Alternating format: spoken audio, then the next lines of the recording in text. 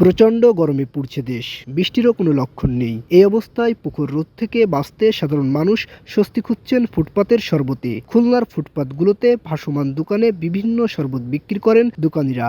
Mojo কেলেমন গরমেতে বেশি চলতেছে, কিন্তু কোম্পানি সাপ্লাই দিয়ে পারতেছে না।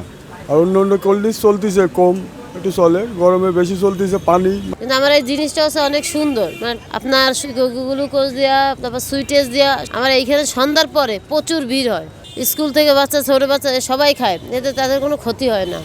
আড়ত থেকে ওই আটি কিনে এনে কাটি পিস করে মেশিন দিয়ে ছিলে ধুয়ে এনে এখানে রেখে তারপর আস্তে আস্তে যার যেমন চায় তার সেমন দেখা গেলে আধা ঘন্টা তো সমান চলে, তাহলে ধোয়া মশা লাগে না। আবার এরপরে আধা ঘন্টা হয়ে গেলে দেখা গেলে বেচাকেনা খরিদ্দার কম, ওই সময় আবার একটা ধুয়ে দিয়ে রাখি, আবার যখন আর আসে তখন আর একটু পানি মেরে ধুয়ে তারপরে বানাই তৈরি করি।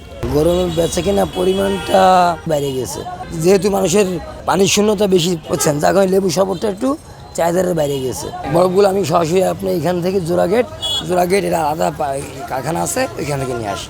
সাধারণ মানুষ নিজের স্বাস্থ্যের কথা না ভেবেই গরমে তৃষ্ণা মেটাতে এইসব দোকানের শরবত খাচ্ছেন। এই প্রচণ্ড যে গরম, সেই উপলক্ষে হিসাব করে আমি এই ঠান্ডা জিনিসটা খাচ্ছি। এটা কোনো কিছুই না, অনেক ভালোই খাই, অনেক স্বাদ পাইছি।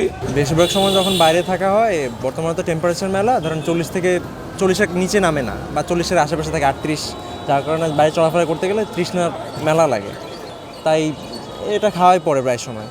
মূলত তৃষ্ণা নিবারণের জন্য খেয়ে থাকি। এখন সাধারণ একটা লেবু শরবত 10 টাকা দিয়ে খাওয়ার পরে যে ক্ষতি হবে কিনা এটা নিয়ে অত ভাবা পড়ে না আমাদের। তবে প্রশ্ন হচ্ছে এইসব দোকানের শরবত কতটা স্বাস্থ্যসম্মত।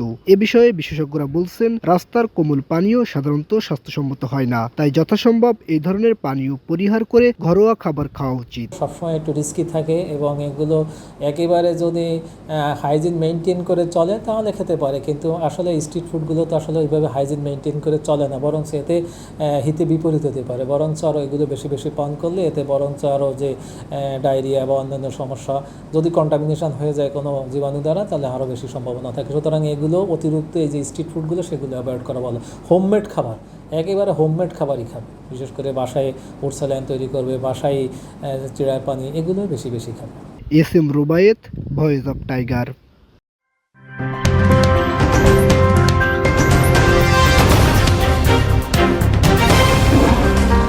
Voice of Tiger.